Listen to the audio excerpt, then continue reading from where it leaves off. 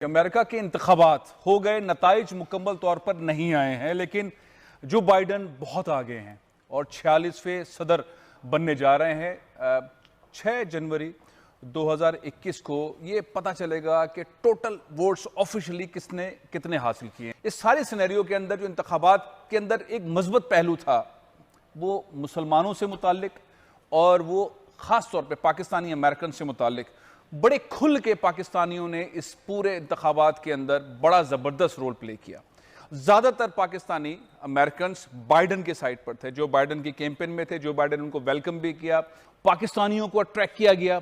और दूसरी जानिब ट्रंप ने ना सिर्फ मुसलमानों से मुतालिक बल्कि पाकिस्तानियों से मुतालिक भी, एशियन से मुतालिक भी मुख्तलिफ पहलू जो थे वो ऐसे नफरत अंगेज किए जिससे जाहिर है कि सारी क़ुव्वत ब्लैक्स की और ब्राउन्स की वो एक साइड पर थी, बाइडन के साइड पर थी।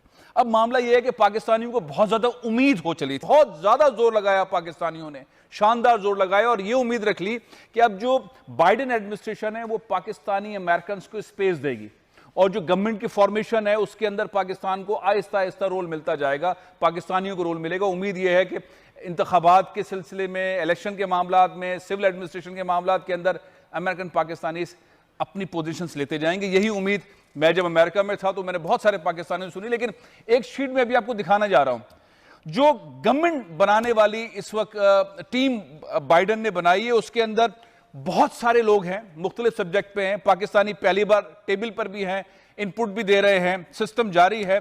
लेकिन 20 रुकनी में आपको ये जो दिखा रहा हूं शीट, ये 20 इंडियंस हैं।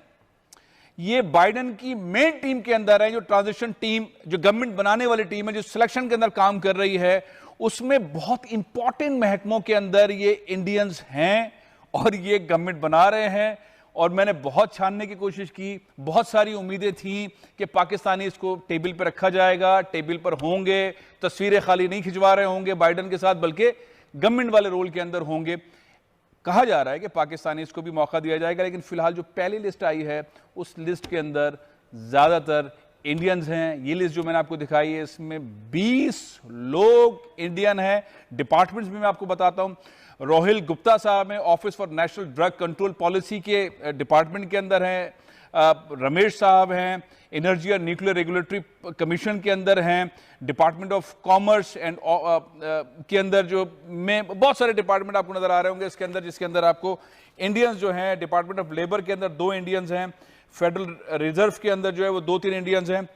तो पाकिस्तानी कहाँ हैं? पाकिस्तानी के साथ जो वादे हुए थे, कहीं ऐसा तो नहीं है ट्रक की बत्ती के पीछे वाला मामला कि पैसा भी दे दो, 3.5 मिलियन फंड रेजिंग की गई, पैसा दे दिया, कैंपेन लगाई गई, मुस्लिम फॉर बाइडन के अंदर बहुत सारे पाकिस्तानी को चेयर दी गई और इसके साथ साथ पाकिस्तानी फॉर बाइडन बनाई गई, उसके अंदर बड़ा अहम रोल लिया गया। सारी सूरत हाल के बावजूद पाकिस्तानी इस वक्त कहीं नहीं है।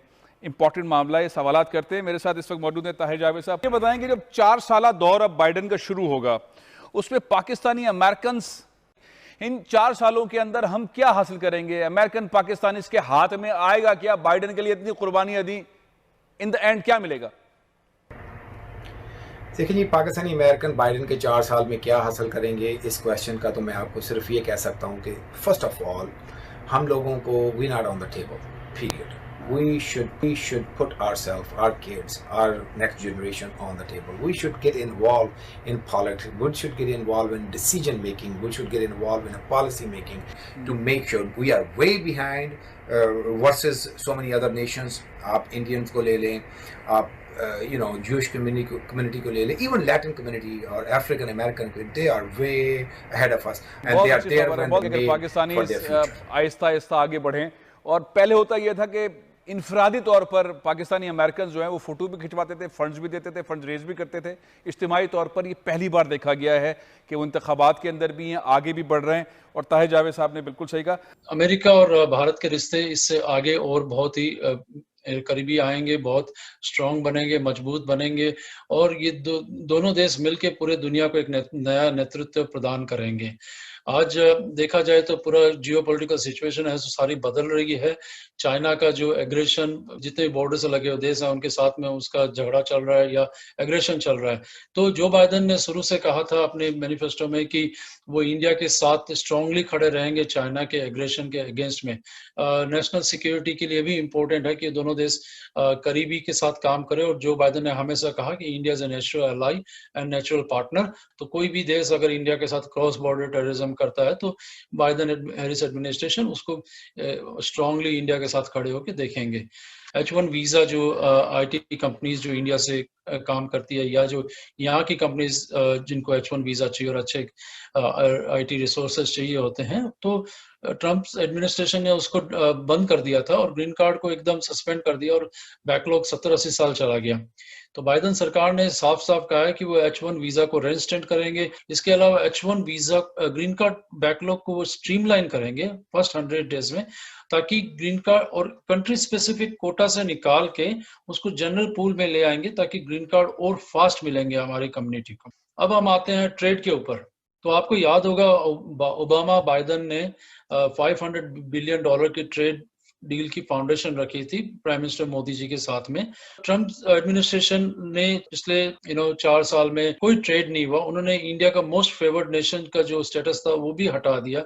उसके अलावा इंडिया की जो बाकी ट्रेड कंट्रीज के साथ ट्रेड डील्स थी जैसे ईरान, उसको भी जेपोडाइज कर दिया। ये सब कुछ चेंज हो जाएगा और इंडिया के साथ ट्रेड डील्स जो है और इंक्रीज करेगी और मीनिंगफुल एरियाज में ट्रेड डील इंक्रीज करेगी। कहीं ना कहीं ये दोनों देश आगे आपस में जरूर बैठेंगे और देखेंगे भाई जो डिपेंडेंसी चाइना के ऊपर थी कुछ एसेंशियल कमोडिटीज के लिए, India could be become a trusted partner in that and play a huge role. तो ये एक एरिया आगे बहुत है।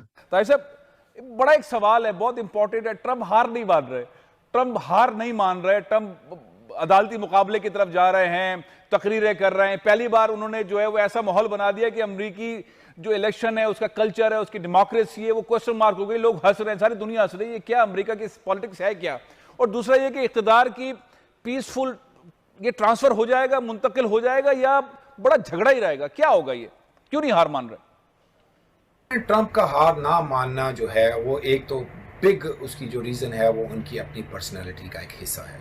मेरा नहीं ख्याल कि इस इलेक्शन की हार मानना, ज़िंदगी में किसी भी हार को उन्होंने कोई जेंटलमैन तरीके से और बीइंग अ गुड स्पोर्ट कभी भी एक्सेप्ट नहीं किया होगा। उनको हमेशा एक कह लें कि डिसरिस्पेक्टफुली इस चीज़ का प्रोसेस के अंदर से वो हमेशा से गुजरे, और यहाँ पे भी ऐसे ही होना है।